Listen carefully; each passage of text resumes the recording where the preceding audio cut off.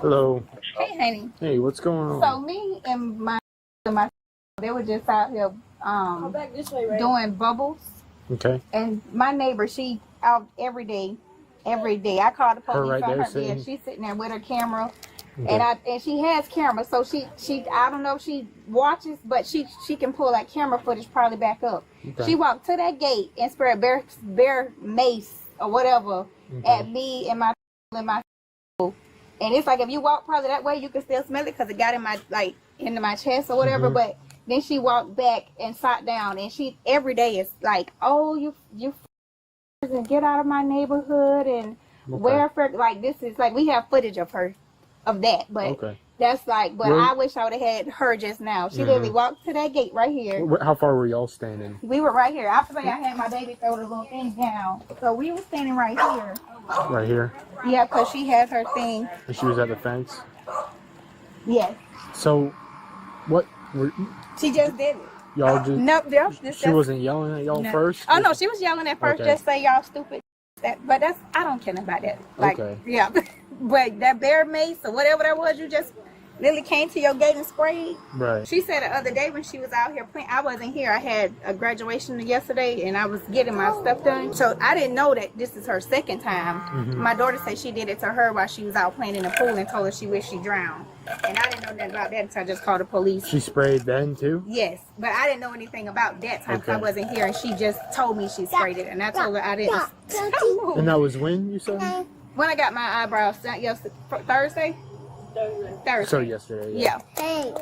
Okay, do you want medics just to check y'all out or anything? My chest is hurting a little bit. I don't know, but she should have that big old whatever. I thought the lady had a damn gun, honestly, because they say she put the gun on those people over on the other side of her, so I don't know if she's... Okay. Yeah. So I didn't know what she had. Do y'all want medics to come check y'all out? No, I just had some water. Okay. And I just drank a little bit of ginger ale. I'm gonna see if I can try and smell it when I walk over here. Was it like a mist or was it like a spray? No, it was a mist and it was brown. Like I've never seen. Who was all out with you? It was you, just me her, and my. Okay. What did she say when she walked up and did it? Like, what was she saying? She just said, "You stupid," and just sprayed. That's it. That's it. And that's her favorite. Like I'm not even there. My daughter probably got 100 recordings of her. Okay. Like this is like. Would it be alright if I could see one of the recordings? Yeah. It's like she sat it down when. Yep. That's whatever. Right? Yeah. Because she had just. I'm finna say whatever she had just sat down with it. I had to grab the phone, try to get it whatever that big old black thing is. That's what she came to the fence and sprayed. What does it look like? Like it looked. That's what I say. Like, does it have a canister? Yeah, like a canister. What color is the canister? Black. It all looked like it was black. And then the handle was black too? Like it all looked at black. And then she sprayed. I was like, I didn't know what she had. And then she held it up and sprayed it in like a big old black mist. And it was so like, so I was like, it must be bear mace because I done been sprayed with regular mace before. Are you wanting to press charges? Yes. Okay. I'm sick. Like, I don't care what she say to me and my big kids, but my don't even like they didn't even know what that was until she started saying it. Right. Like, and she still probably don't know what my.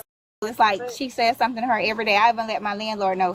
I was like, this lady is like. That's ridiculous. I pay $19.50 a month for rent, and now I don't even like them coming out the door. You gotta deal with this. Do y'all have any residue on your skin? Well, I know it's in my chest because I can feel it here. Okay. Like I can feel it, and I'm trying to find these other videos because I know I have more videos of this lady doing stuff, but it's really just. And then they would tell me she'll make like when they walk past, she'll make like gun sounds, like Hello. So what's going on today? Them people keep making threats. Mm-hmm. Like, so. They're going like to come over. They're going to beat my ass, and they're going to smash my face in. Okay. Put the little kids up to come over to the fence and throw stuff at me because all I do is sit on my back porch and read. It's okay, I don't puppy. know who they are. I couldn't even tell you their names. I don't have nothing to do with them, and I don't talk to them. Okay. So what happened today? She come over to my fence with they keep tripping the cell phone thing. I don't know what it is. They put the little cell phone in a little kid's hand, make them come over to the fence, and they tell them to say stuff. Okay? And then they hold the cell phone up like this here. To do what? I don't know. Okay. Trying something. And then that woman, she keeps saying she's going to take care of me, okay? What's she's saying exactly? Huh? What'd she say exactly? I can't hear her. Okay. I can only see her, the motions and what have you, okay? Okay. But they sit on that back porch over there, and they'll come out and they'll pace something down that fence, saying stuff. I ignore them, you know, and they just back and forth, back and forth. And then finally, they'll go in one door, out the back door, pace something down, in the front door, out the back door, pace something down. And that one guy over there, I don't know, there's a whole bunch of them. There's supposed to be 4 people. A man, a woman, and 2 children. There are 10 people living there. Okay? But then he paces up and down the fence line and makes all kinds of horrible noises, whistles, you know. I have no peace here. Okay. Have you tried calling us? Huh? Have you tried calling us? You guys got enough to do. Okay? I keep thinking that maybe, because the lady that owns the house, I called her about, and she knows. And she's not going to renew the lease. Okay. But they can, you know, I don't know. I don't like. Black people are nice. You know the difference between the black people and. I hope you do anyway. But black people, I work with black people. I like black people. I know some real good black people. I don't like. There's a lot of drugs going on over there. A lot of cars coming in over there. 10, 14, 17. Okay, and that pot comes over. Okay. Okay? I mean, I get a second hand of all that dope they're smoking, and they smoke dope. Okay. So Matter of fact, Gary can tell you that across the street. A lady on the other end down there can tell you that. Okay? So but I'm not going to let them hurt me. okay. I will use whatever means I have to. And what did you do today? I used pepper spray at them. Okay. Did you spray it? Did it hit them? No, Like what? I didn't spray Where did you spray it from? From right outside of my door. I didn't spray to hit them. I just want to let them know I have some protection. So you didn't like go up to the gate and start spraying like at them and the kids or anything like that? I made one big shot of spray in the air. Okay. I have a taser, and I will use every what I can get my hands on. So I want to go down and file charges, but I don't know their name. okay. And I called down there, and I. Well, so that's what you call us for. Huh? That's what you call us for when, you know, a few weeks ago, months ago, however long it's been going on. You call us when this happens, so that you don't have to do anything. Well, they still do it. I mean, it's better than not calling us and us not doing anything, right? Because at least when you call us, we at least know about it. So that when we come out here for something else, we kind of know the situation. Because this is the first time I've been out here that I know of. Well, she called them on me before. They came out. And what happened then? Nothing. But what happened? Why did she call? What did she do? What did you do? I'm sitting on my back porch reading. Okay? And I yelled at the kids, I think, twice, because they're screaming their top of their lungs. I told them to shut up. They don't have to scream that way. And she didn't like that? No. Okay. And, you know, they didn't like that one bit. So the 2 girls over there, they always telling me to kiss their ass. They'll bend over and stick their ass up at me and go, kiss my ass. Okay? And that woman, she did the same thing, tell me to kiss her ass. You know, they bend over, stick it up, and put their finger right there and look at me, and you can tell what they're saying. They'll get in those windows facing my house. Nobody else can see them. So facing my house. And they'll get in those windows. They'll send those kids out to the fence. And you can hear them telling them because the kids keeps looking back at the window, you know. So there's nothing against the law for doing that until you report it to us that it's happening over and over and over and over and over again. I reported it to the first ones that were here. Because then it can come under harassment, okay? But until you're reporting this to us, there's nothing, because that's not You have a card with your that's number. not illegal. Now them doing the same stuff over and over and over again, that possibly could become something that we can look into. But them just doing it and then you calling us, I would say people, that's the freedom of speech, you know? They can say whatever they want. I own my house here. Okay, I have a right to peace living in my house. I agree, which is why we need it documented over and over again, because then it can become criminal, because then it can become harassment. It is harassment. But it has to be us. You have to call and document and tell us this, because I need a long string of days and incidents of this occurring. Do you understand? Because them just you telling me this, that, you know, they're telling you all these things saying kiss my ass. You could tell me that right now. I can't do nothing. It's freedom of speech. I could tell you that right now. You can't do nothing. It's freedom of speech. But them doing it over and over and over again but we need documentation of that, is what I'm saying. Can I go down and file charges even though I don't know their name? For what? For harassment. So we need proof of lots of events of this happening for that to happen, is what we need. It can't just be just from today. You can't just, we need documentation of a lot of events. Yeah, they don't like me sitting on my back porch, and I've been sitting back there. And you can do that. That's your property. You can do that all you want. I do. That's fine. But then I pay a price too for sitting back there. So then when they do something or they say something or they're harassing you, you document it. You call us, you get it on camera, show us them doing that to you over and over and over again, and we can work towards something being harassment. Oops. But I will use every means I have available to protect myself, and they keep making threats. But so if they stay on their side of the fence, though, you can't be doing that type of stuff, okay? Doing what type of stuff? Spraying mace at them if they're on their side of the fence, because now they're on their property.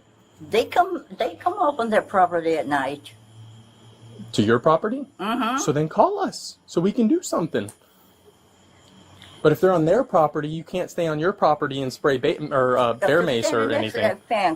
If they're still on their property, you cannot do that. Because there's a fence between you guys, okay? They're on their property, just like you're on your property. Right. So you can't be spraying mace, okay? So I'm gonna talk to him really quick, okay? Hey, so I'm just kind of wondering your side of things. What was kind of going on when all this happened? Like, what were y'all doing? He talking about today. Today, yeah, with this incident. Like, why? The bubbles. You're playing with the bubbles? Okay, what did she do? She walked up to the gate and then she just tried to spray us. Okay. Did you feel the effects of the pepper spray? No. Do you need medical attention for any reason? Like, does your nose hurt? Does your throat hurt? Your lungs? Your throat hurt a little bit? Oh, your nose? Okay. We come home and you'll just hear it. That's what she said. She just sits there all night. All day. Stupid. You don't belong in this neighborhood. All this, she make gun sounds. Like this is every day that God give her. That's what she decides to do. Gotcha. Let me talk to her real quick. Yeah. Hi, Miss Ada. Hi. I know you talked to him a little bit earlier, but I just want to talk to you real quick. My name's Deputy Kenny, okay? I'm kind of the one doing this whole report, okay? So I know you already told him. What's kind of going on between y'all? I don't know what's wrong with them. Yeah. It's okay, Bumpers. They do drugs. Okay. I mean, everybody in the neighborhood knows that everybody's watching. Mm-hmm. They keep making threats to me.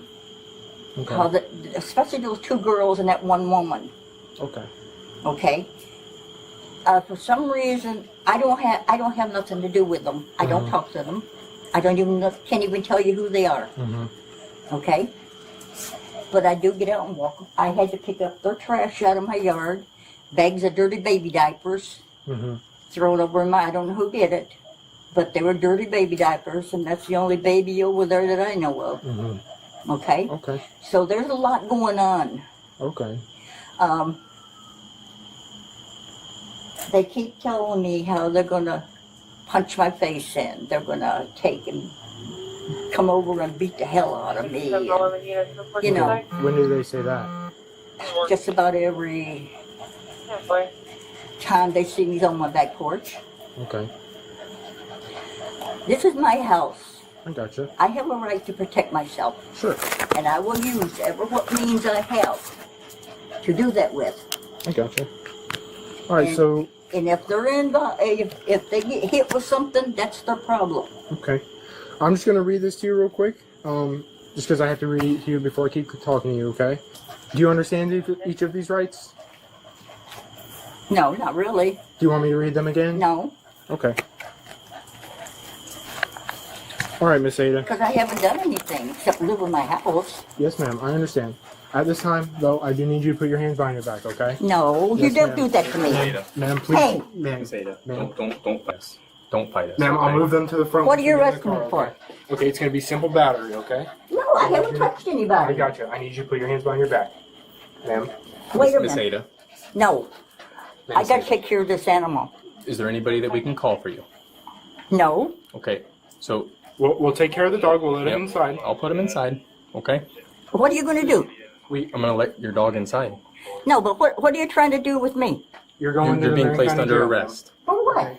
for simple battery. I told you- haven't need you to- touched Ma'am, I anybody. need you to put your hands behind your back. Miss Ada. Ma'am, don't make this difficult. Imagine you are in your backyard on a typical afternoon.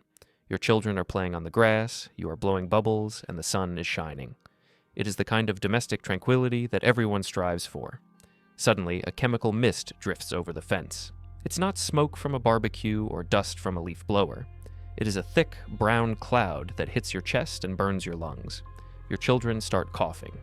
You realize, with a jolt of horror, that your neighbor has just deployed a weapon against you, a chemical agent designed to stop a charging grizzly bear, simply because she didn't like the noise of your children playing. Now, flip the perspective. You are an elderly woman sitting on your porch. You feel annoyed by the world around you. You feel, irrationally or not, threatened by the mere presence of your neighbors.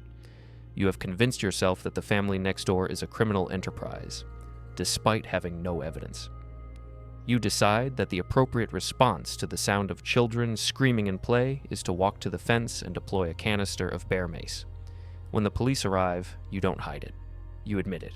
In fact, you treat the police not as investigators there to arrest you, but as your personal customer service representatives, fully expecting them to high-five you for protecting your property. This case is a masterclass in cognitive dissonance and the stark legal reality of self-defense. Today, we are breaking down a Bodycam interaction that starts with a neighborhood dispute over bubbles and ends with an elderly woman in handcuffs. But the journey between those 2 points is filled with fascinating legal nuances. We see officers navigating a classic he said, she said scenario that rapidly shifts into a violent felony confession, all while the suspect remains completely oblivious to the fact that she is the villain in this story. At what point does a grumpy neighbor become a criminal threat? And ask yourself this: if the demographics of this suspect were different, younger, male, or a minority, would the officers have spent 20 minutes debating the definition of harassment, or would the handcuffs have come out the second the words bear mace were spoken? We are going to look at the power dynamics, the specific legal statutes regarding chemical weapons, and the psychology of entitlement. This situation ended with an arrest, but for an ordinary person without the elderly grandmother aesthetic, it could have ended much, much worse. The incident takes place in a residential neighborhood. Police are called by a mother who claims her neighbor, an elderly woman named Miss Ida, sprayed bear mace at her and her children while they were outside. The officers arrive and interview the mother first. She describes a brown mist, a black canister, and physical symptoms like chest pain. She also notes a history of racial slurs and harassment from Miss Ida. The officers then go next door to speak with Miss Ida. Instead of denying the incident, Miss Ida admits to using the spray. She frames it as a warning shot, because she felt threatened by the neighbor's noise, which she characterizes as drug activity and threats, though she offers no proof.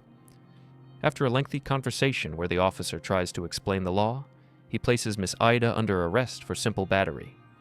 The interaction concludes with her resisting the arrest, claiming she has done nothing wrong and demanding to get her keys, while the officers struggle to get her into the patrol car without injuring her.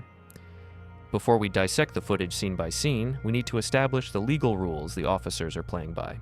This isn't just about who is nice and who is mean, it is about the threshold for criminal liability. When the police first walk up to Miss Ida's porch, this is legally considered a consensual encounter. Legally, she does not have to speak to them. She could tell them to get off her property unless they have a warrant or exigency. However, like most people who believe they are in the right, she talks. She waives her right to silence because she wants to control the narrative. This is the most common mistake suspects make, believing that explaining why you committed a crime makes it not a crime. The officer eventually charges her with simple battery. It is important to distinguish this from assault. Assault is usually the threat of harm, while battery is the actual offensive touching or physical contact. In many jurisdictions, a chemical agent like mace or pepper spray making contact with someone's body counts as battery. Even if the mist just drifts into their lungs, that is an offensive touching caused by the suspect. The victim stated clearly, "I can feel it in my chest." That transitions the claim from a threat to a battery. We also have to address the myth of warning shots and defense of property, which is central to Miss Ida's defense. She claims she sprayed one big shot in the air to let them know I have protection. Here is where things legally shift. You cannot use force, lethal or non-lethal, to warn someone who is standing on their own property. Self-defense generally requires three things: imminence, meaning the threat must be happening right now; proportionality, meaning the force used must match the threat; and reasonableness, meaning a reasonable person must believe they are in danger. Miss Ida fails all three tests. Noise and looking at me do not constitute an imminent physical threat. Therefore, deploying a chemical weapon is not self-defense, it is aggression. Furthermore, once Miss Ida says, "I used pepper spray at them," the officers have probable cause. They no longer need to weigh one neighbor's word against the other. The who is established. The only remaining question is the why. Once the officer determines the why, which turns out to be noise complaints, doesn't legally justify the what, chemical spray, the arrest becomes mandatory. The video opens with the mother, the victim in this scenario. It is crucial to watch her body language. She is frustrated, but she is coherent. She provides specific, falsifiable details. She doesn't just say, "She attacked me." She says, "She walked to that gate, sprayed bear mace. It was a mist and it was brown. The canister was black." Specificity builds credibility. If she were lying, she might be vague, but she describes the color of the mist. She also admits to the he said she said nature of the verbal arguments, saying things like, "She calls us stupid. I don't care about that." By dismissing the verbal insults as unimportant, she highlights the severity of the physical attack. This helps the officers filter the noise. She isn't calling the cops for name-calling, she's calling them for chemical warfare. When the officers approach Miss Ida's porch, notice her immediate posture. She is relaxed, sitting down. She sees the police as her allies. She starts with character assassination of the neighbors, claiming they do drugs, that there are 10 people living there, and that they make horrible noises. The pivot point of the entire investigation happens when the officer asks, "And what did you do today?" Miss Ida answers simply, "I used pepper spray at them." Stop and look at that moment. In her mind, this is a logical sentence. People were loud, so I sprayed them, and therefore justice was served. In the officer's mind, however, the legal tumblers just clicked into place. He asks for clarification. "Did you spray it to hit them?" She says, "I didn't spray to hit them. I just want to let them know I have some protection." This is a legal fatal error. She just admitted to reckless conduct at best, and assault at worst.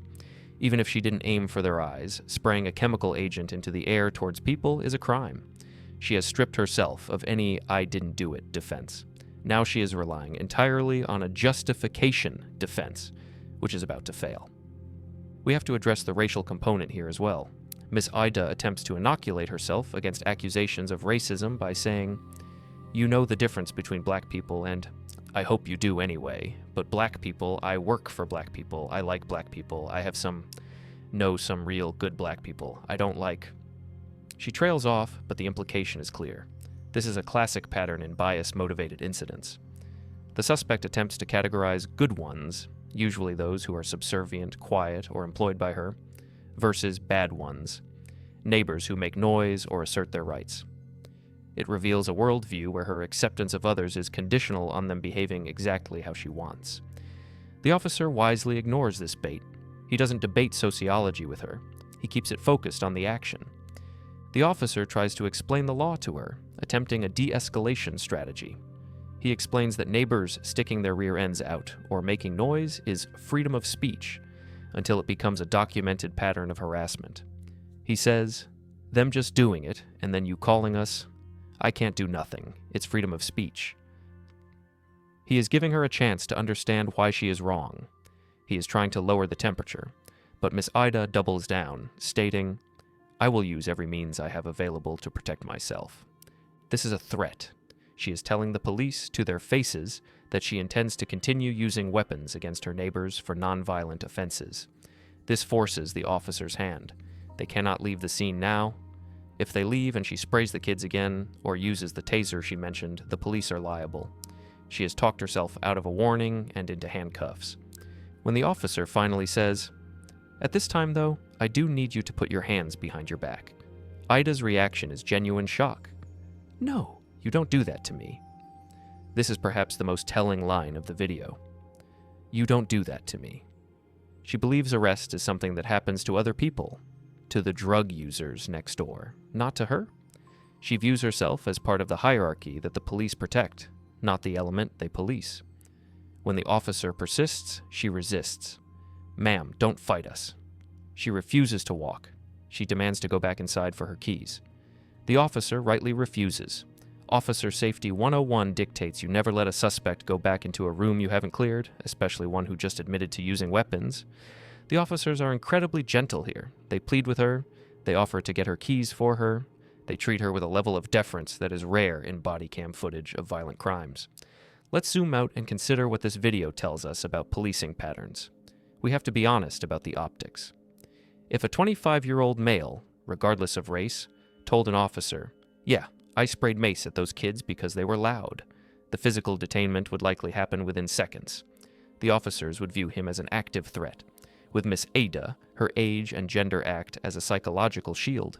The officers perceive her as confused rather than dangerous, even though she just attacked a family with a chemical agent. Status buys you time. Miss Ida got a 20-minute roadside court hearing where she could explain her feelings. Most suspects get 30 seconds. Miss Ada explicitly views the police as a service she employs to manage her environment. She says, that's what you call us for, so that you don't have to do anything. She is frustrated that they aren't acting as her private security. This is a common theme in neighbor disputes. One party believes the police exist to enforce their personal preferences regarding quiet or visual aesthetics rather than the law. She is also a victim of bad information. She likely hears phrases like stand your ground or castle doctrine on the news and assumes they mean I can do whatever I want on my property. She fails to understand that castle doctrine applies to intruders entering your home, not neighbors standing in their own yard. Her ignorance of the law, combined with her possession of weapons like mace and a taser, creates a high liability situation. We must also acknowledge the discipline of the victim family. They were sprayed with mace. They had every emotional right to escalate, to scream, or to retaliate. Instead, they called the police, gathered video evidence, and stayed calm. In many body cam videos, the victim's emotional reaction is weaponized against them. Officers often shout, calm down or you're going to jail too. Here, their calm demeanor made the police work easy. Based on the transcript provided, Miss Ida was arrested for simple battery. In many jurisdictions, this is a misdemeanor. However, given the victims included children, my baby, throw the little thing down, this could potentially be elevated to child abuse or assault with a dangerous weapon depending on the prosecutor's discretion. It was likely only simple battery because the injury was minimal. No immediate hospitalization was required. And the officers chose the path of least resistance to get her into custody. While she was arrested, notice the interaction at the car. She is bargaining. Can I call my grandson? I need my keys. She is still trying to negotiate the terms of her surrender. If this case follows the pattern of similar incidents involving elderly defendants, she will likely receive a diversion program, anger management, or a fine. The likelihood of jail time is low. However, the arrest itself is a significant consequence. For someone who believes you don't do that to me, the humiliation of booking, mugshots, and a criminal record is a massive reality check. Systemically, if the officer had failed to arrest her, and she had sprayed the family again the next day, the department would be facing a massive lawsuit. The arrest was legally necessary to stop the clock on the immediate threat. This video is a stark reminder that fear is not a license to assault. Miss Ida lived in a prison of her own making, convinced her neighbors were drug dealers, convinced the noise was a threat, and convinced she was the victim. That fear drove her to arm herself and attack a family blowing bubbles. It also serves as a warning about the legal limits of property rights. Your fence line is not a border where you are the dictator. The laws of society flow right through your gate. You cannot mace people for being annoying. You cannot mace people for being suspicious. The officers in this video displayed immense patience, perhaps too much depending on your perspective, but they ultimately arrived at the right legal conclusion. They stripped away the grandma defense and looked at the cold, hard facts. A weapon was used against unarmed children. If you found yourself in a dispute with a neighbor who you felt was harassing you, how would you handle it? Would you have the restraint the victim showed here? Or would you, like Miss Ada, feel justified in taking matters into your own hands? It forces us to confront our own biases about who looks dangerous and who looks innocent, and reminds us that sometimes the threat isn't the person making the noise, but the person demanding the silence.